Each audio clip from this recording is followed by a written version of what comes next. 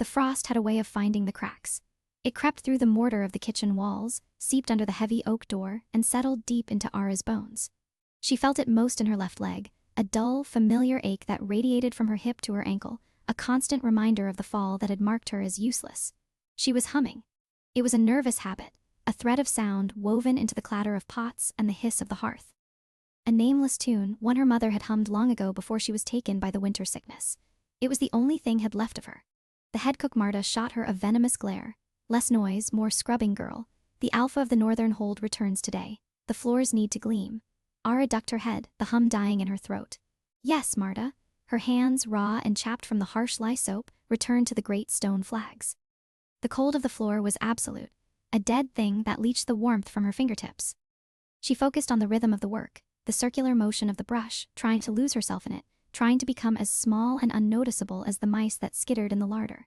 She was a ghost in this kitchen, a shadow with a limp, taken in by the hold out of a reluctant pity after her father had cast her out, declaring a crippled daughter was no daughter at all. Here her worth was measured in clean pots and scoured floors. It was a meager existence, but it was safe. It was all she thought she deserved. A sudden commotion from the courtyard outside broke the kitchen's oppressive rhythm. Shouts, the clang of steel, the low, guttural growls of worried wolves. Marta rushed to the window, her bulk blocking the sliver of gray light. What is it?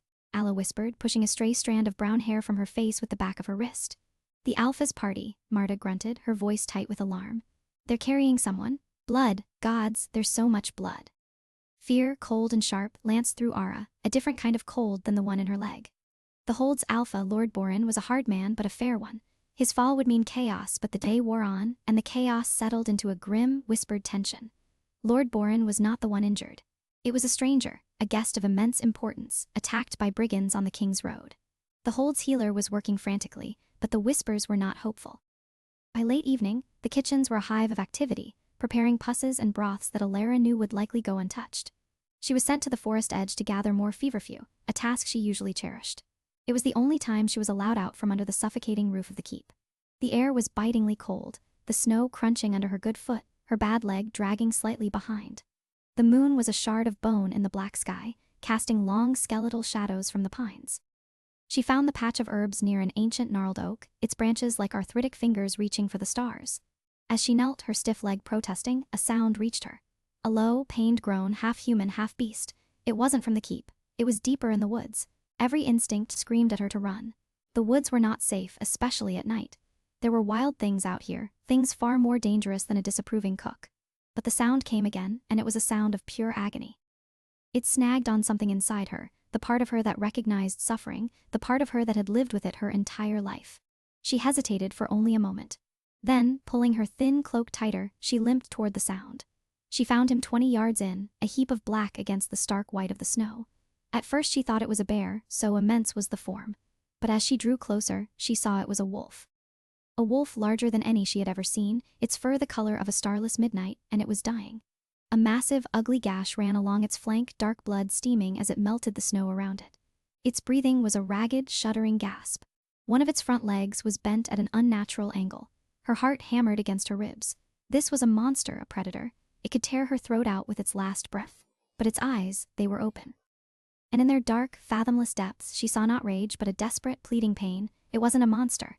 It was a creature in its final lonely moments. She couldn't leave it. She couldn't. Slowly, cautiously, she approached. Easy now, she whispered, her voice trembling. I'm not going to hurt you. The wolf's head lifted a bare inch, a low growl rumbling in its chest, but it was weak, exhausted. There was an old trapper's cabin not far from here, abandoned for years but still weather-tight. It was a foolish, insane idea. Her leg throbbed with a sharp protest at the very thought, but the alternative was to watch this magnificent creature die alone in the cold. All right, she said, more to herself than to the wolf. All right, we're going to try something stupid. She took off her cloak and with immense effort managed to work it under the wolf's massive head and shoulders. She pulled. The weight was staggering. It was like trying to move a boulder. Her bad legs screamed, fire shooting up the nerves. Come on, she grunted, tears of effort freezing on her cheeks. Work with me, please. The wolf seemed to understand. With a great shuddering effort, it used its good legs to push just a little. It was enough. Inch by agonizing inch, she dragged the beast through the snow. It took an eternity. Every step was a trial, a battle against the pain in her leg and the burning in her lungs.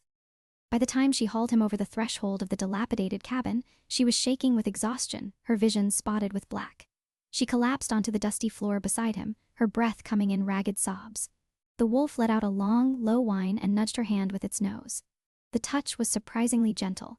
For a moment they just lay there, two broken things in a forgotten shack, surrounded by the silent, watching woods. She built a fire first, her hands shaking so badly it took 3 tries to strike a spark from her flint and steel. The small flame caught, grew, and began to push back the crushing cold. In the flickering light, the wolf's injuries looked even worse. The gash on its side was deep, crusted with frozen blood. She knew it needed to be cleaned.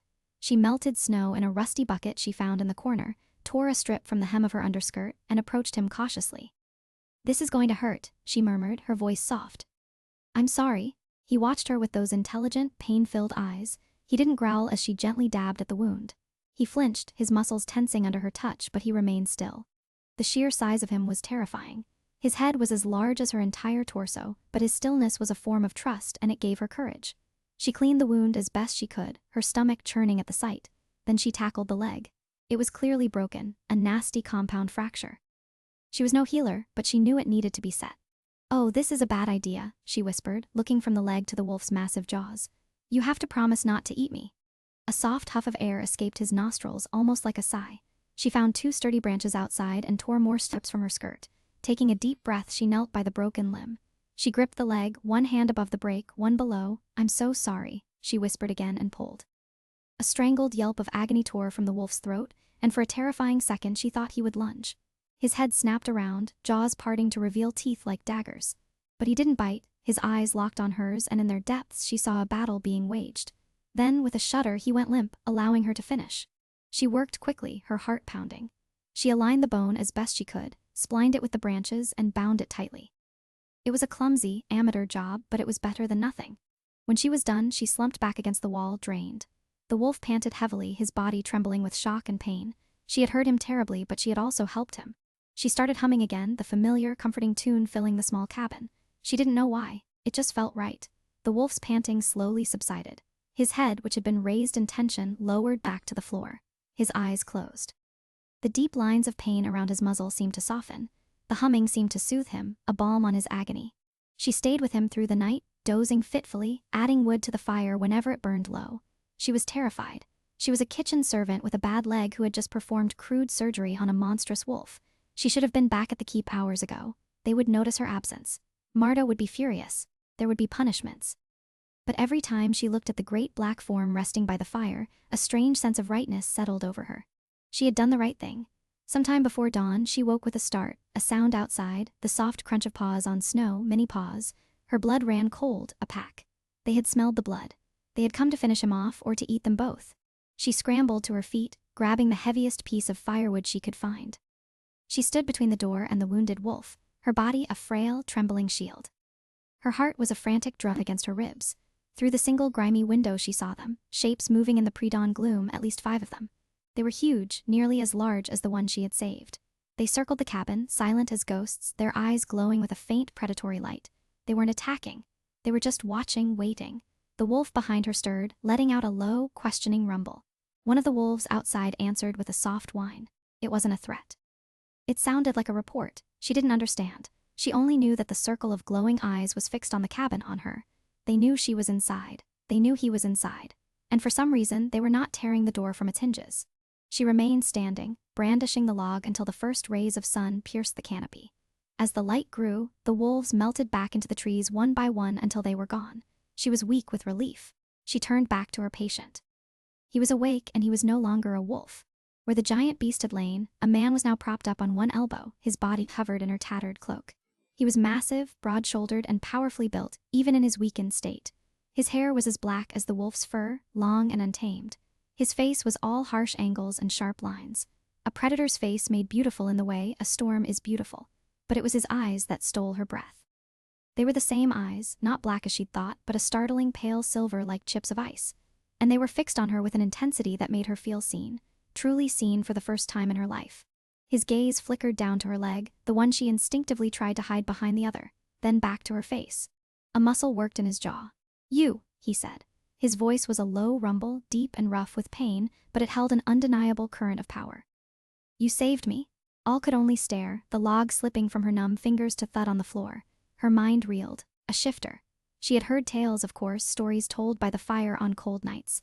But to see one, and not just any shifter, the wolves outside, the sheer size of him, a cold, terrifying certainty began to dawn in her. This was no ordinary traveler. "Who? What are you?" she stammered. He tried to push himself up further and winced, his hand going to the crude bandage on his side. "I am Kaelin." The name meant nothing to her, but the way he said it, as if the name itself should carry the weight of mountains, told her everything. He watched her, his silver eyes missing nothing. They were Valerius's men, a council lord in ambush. He gritted his teeth. "They thought they had finished me." She found her voice, though it was barely a whisper. "The healer at the hold. They said a guest was attacked." A humorless smile touched his lips. "My guards brought one of my men to the hold as a decoy to make my enemies believe I was accounted for. Dying, but in their grasp. It bought me time." He looked at the splint on his leg, his expression unreadable. "It seems I used that time to stumble into you." Ours world was tilting on its axis. Council lords, ambushes, guards. This man was a noble, a powerful one. And she, a kitchen maid, had dragged him through the snow and set his bones like a common farm animal. "The wolves," she said, her mind catching on the memory of the glowing eyes. "They were yours." "My royal guard," he confirmed. "They have been tracking me. They would not have let you harm me." His gaze sharpened. "And they would have torn you apart if you had tried. But you didn't." He paused, his eyes searching her face. "You helped me. Why?" The question was simple, but the answer was tangled in a lifetime of being small and overlooked. "You were in pain," she said, the words feeling inadequate. "I couldn't just leave you." He was silent for a long time, his silver eyes never leaving her. The intensity of his stare was a physical force, a pressure against her skin. She felt stripped bare, all her flaws and insecurities laid out for his inspection. The limp she tried to hide, the scarred hands, the cheap rough-spun dress. "In all my centuries," he said, his voice dropping, becoming softer, more raw, "no one has ever looked at me without fear or ambition, without wanting something. They see a king, a weapon, a prize." He took a ragged breath. "You saw a dying animal and you showed it kindness." "Centuries, king." The words hit her like a physical blow. Her knees felt weak. Kaelin, the Alpha King, the ruler of all the packs, the ancient, powerful, merciless king from the capital, the man whose name was a legend, a threat, a prayer. She had splinted the Alpha King's leg with a stick. She sank to the floor, her head spinning. "Your Majesty," she breathed, the address feeling alien on her tongue. "No," he said, the word sharp. "Not from you, not here." He shifted, trying to sit up straighter, his face pale with the effort. "What is your name?" "Ara." "Ara," he repeated, and her name on his lips sounded like a song she had almost forgotten. Snorts, he looked around the tiny, dilapidated cabin. "You brought me here alone. You were not afraid." "I was terrified," she confessed, her voice trembling. "But you did it anyway." He held her gaze. "That is not fear, that is courage." No one had ever called her courageous, useless, awkward, a burden. Those were the words she knew. Courage was a thing for knights and alphas, not for crippled kitchen maids. A strange warmth bloomed in her chest, pushing back against the familiar cold of her self-doubt. It was terrifying and wonderful all at once. "You need a proper healer," she said, forcing herself to think practically. "Your leg and the fever will set in soon from the gash. My guard will not risk moving me yet," he said. "Valerius's men will be sweeping the woods. They know I am not at the hold. They are hunting," he grimaced, "and I am in no condition to fight." The reality of their situation settled over her. They were trapped. A wounded king and a girl with a bad leg hiding in a broken-down shack while enemies closed in around them. "We will have to manage here," he said. It was not a question. It was a statement of fact. The days that followed blurred into a strange, secret rhythm. By day, they were silent, hidden. Ara would sneak out only when necessary, gathering more herbs, scavenging for food.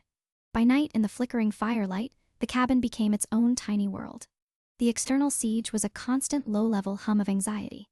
Twice they heard the shouts of search parties in the distance, and Kaelin's entire body would go rigid, a low growl rumbling in his chest as held her breath, praying they would not be found. Once one of his royal guard, a massive gray wolf, appeared at the window like a ghost, gave a silent nod, and vanished. They were being watched over, but from a distance. The slightest misstep could trigger a war. The intimacy of their confinement was overwhelming. She tended to his wounds, changing the dressing on his side, checking the splint on his leg. She saw the network of old scars that crisscrossed his torso, a road map of 1,000 battles. He was a king, but his body was a testament to the violence required to keep his throne. Snortsy, in turn, watched her. He watched the way she moved, the slight drag of her leg that she tried so hard to conceal.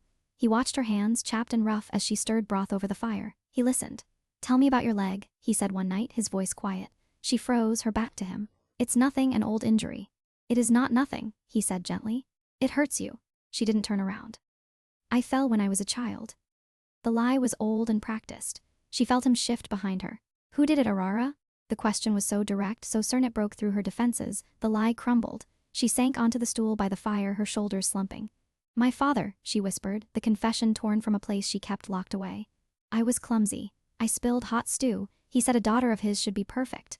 He corrected me. The silence in the cabin became heavy, dangerous. She could feel the rage coming off Kaelin in waves, a palpable heat that had nothing to do with the fire. The air crackled with it. He crippled you, Kaelin said, his voice dangerously soft. For spilling stew? She nodded, unable to speak, staring into the flames. Where is he now? He cast me out, said I was a worthless burden.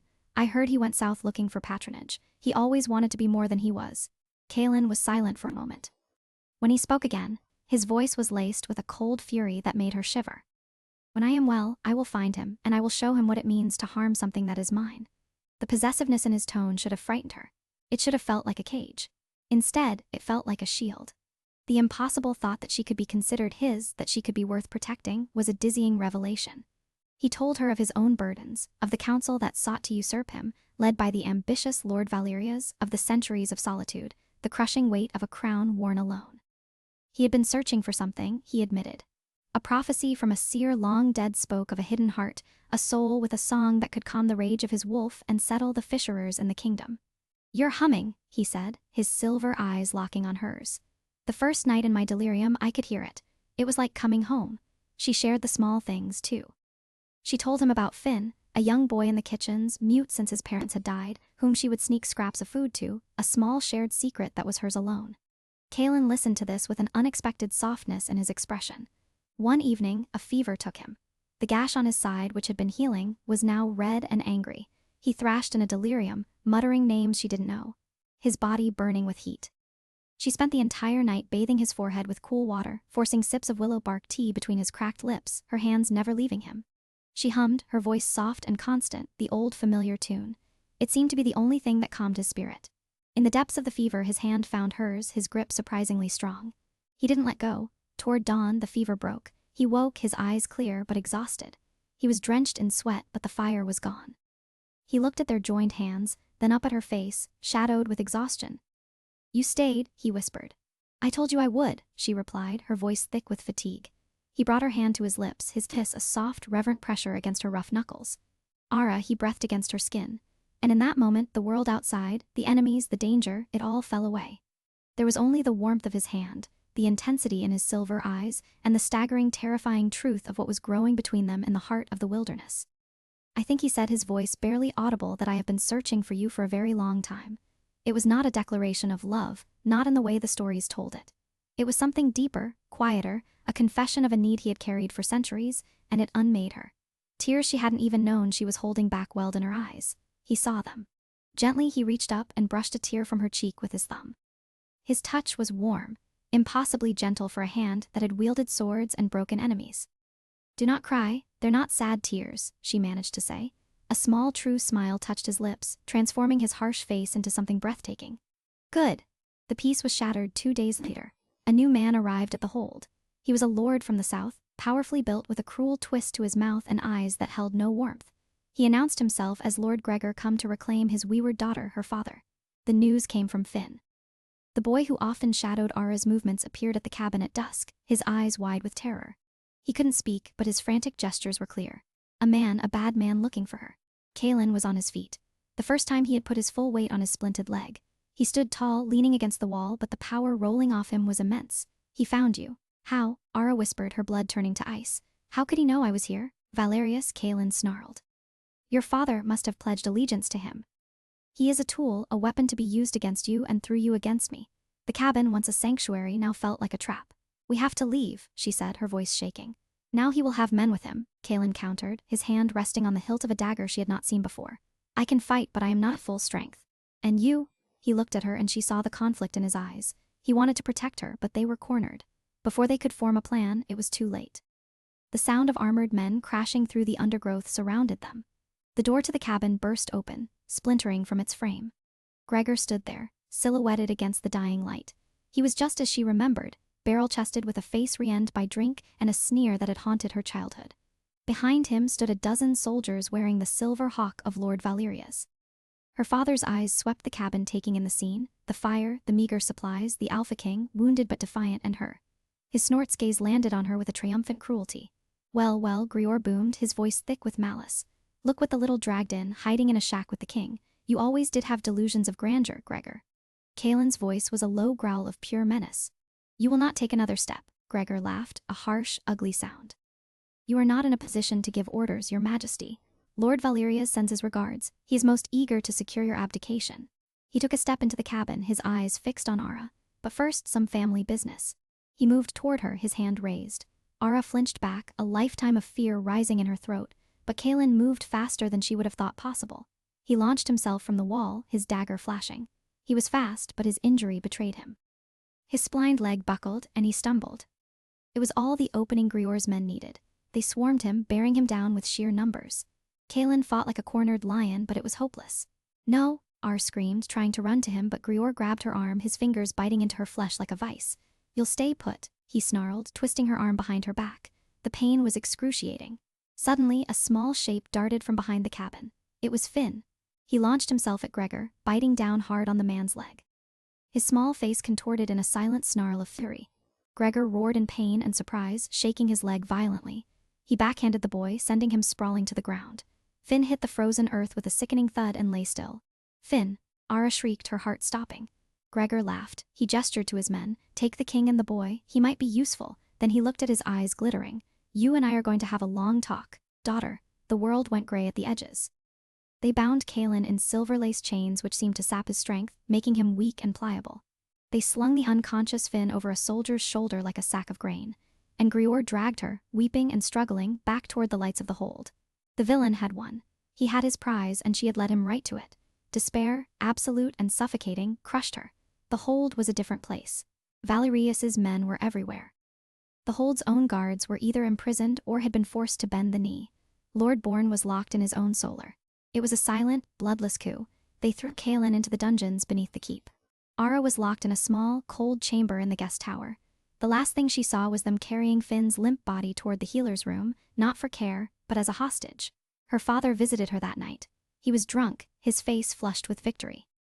Valerius is pleased, he gloated, pacing the small room. He will make me a lord, a real lord. All thanks to you, my useless daughter. You finally made yourself valuable. You're a monster, she whispered, huddled on the cot, her body aching, her spirit shattered. He laughed. Your mother used to say things like that. She was full of songs and prophecies and nonsense. A weak heart in a pretty shell. I had to beat it out of her just like I had to beat it out of you.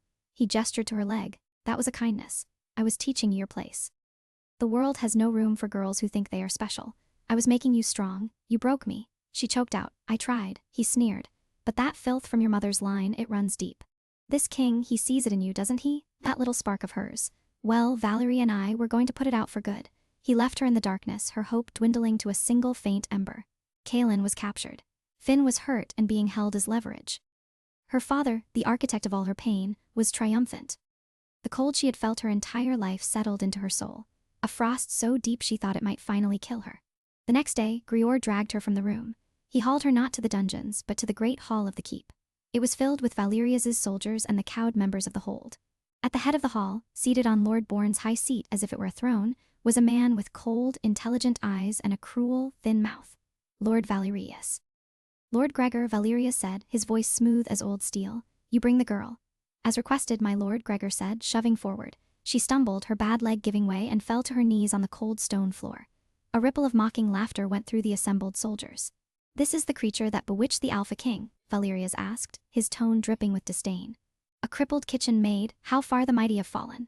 He stood and walked toward her, circling her like a predator. The king is proving stubborn. He refuses to abdicate. He believes his loyal packs will rise for him, but they are leaderless, confused. They need a sign. He stopped in front of her. And you, my dear, will help us give them one. He wanted to use her to break her in front of Kaelin to force his hand.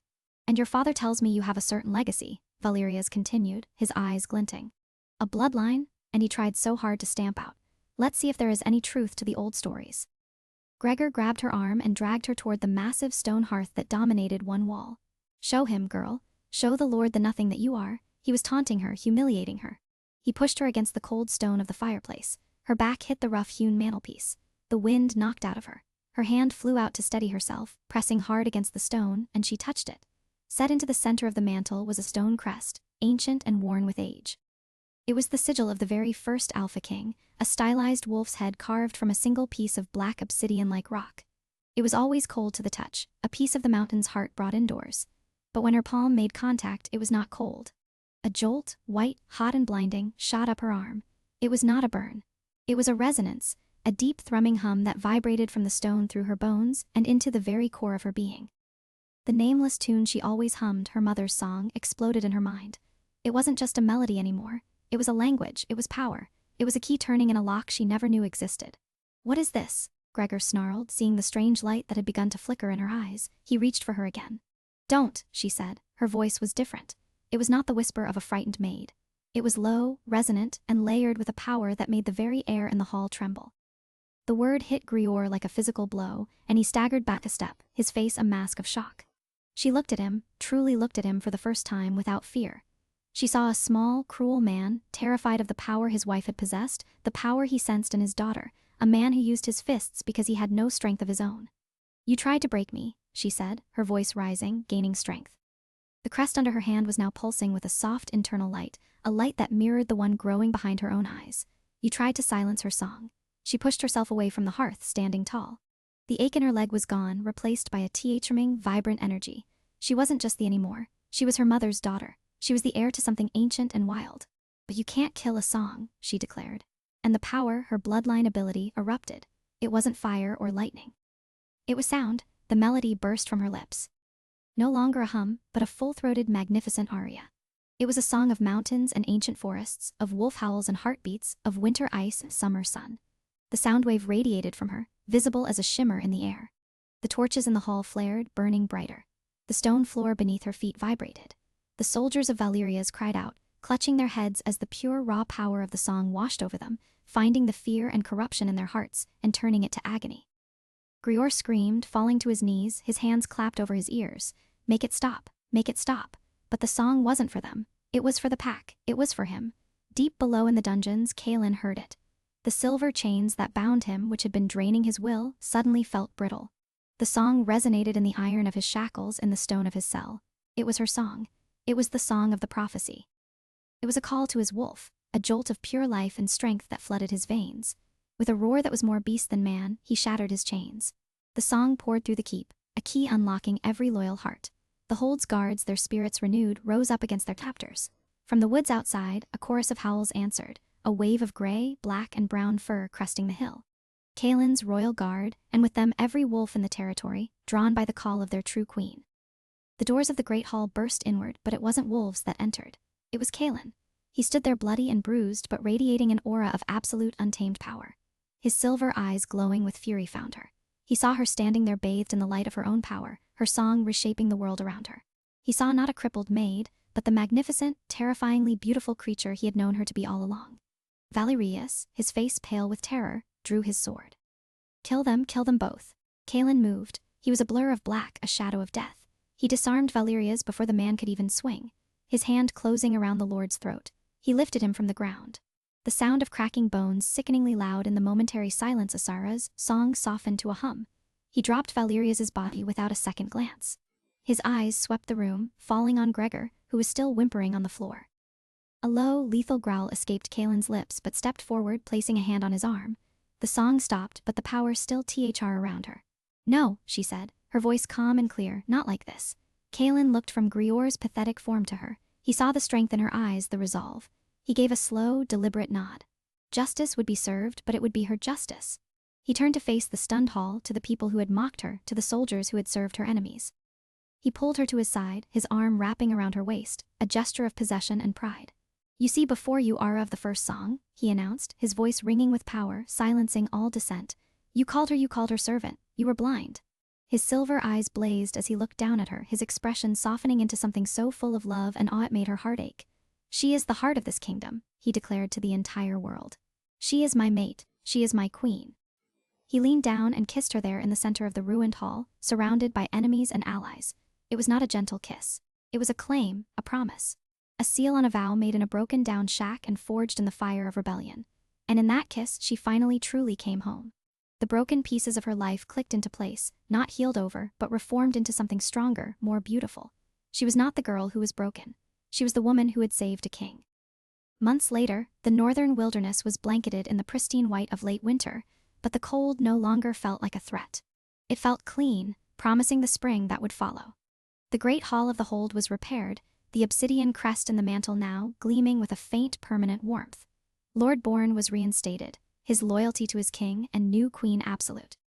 Valerius's followers were scattered, and Grior was imprisoned in the deepest cell of the dungeons, left with nothing but the ringing memory of the song that had undone him. Ar stood on the battlements, looking out over the snow-covered forest. A small hand slipped into hers. She looked down and smiled at Finn. The boy was no longer silent. The power of her song had not only healed his injuries, but had unlocked something in him as well. He spoke little, his voice soft and hesitant. But he could sing, and when he sang, the birds in the courtyard would fall silent to listen. Kaelin came to stand behind her, wrapping his strong arms around her waist, pulling her back against his solid warmth. He rested his chin on her shoulder, following her gaze. "What does my queen see?" he murmured, his breath warm against her ear. "Peace," she answered, her voice full of a quiet wonder that she still felt every single day. "I see home." Her leg still carried a faint echo of the old injury, a slight limp that appeared only when she was tired. It no longer caused her pain. It was just a part of her story. Kaelin would sometimes trace the faint silvery scar tissue with his thumb, not with pity, but with a reverence that made her breath catch. It was, he told her, the mark of the forge that had created the strongest person he had ever known. "You saw a queen when I only saw a cripple," she whispered, leaning her head back against his chest. "I saw you," he corrected gently. "I saw the steel in you when all you felt was the break. I saw the song in you when all you heard was silence." He turned her in his arms, his silver eyes serious. "You saved me, Ara, not just from Valerius's blade, from centuries of silence. She had rescued him from his lonely throne, and he had rescued her from her invisible prison. They had healed each other." He kissed her, a slow, deep kiss full of shared history and future promise. High above, a lone hawk circled in the clear, cold air. The world was quiet, waiting for the thaw. And in the heart of the northern keep, the Alpha King and his queen stood together. Two halves of a song finally made whole. The kingdom was safe. Their enemies were vanquished.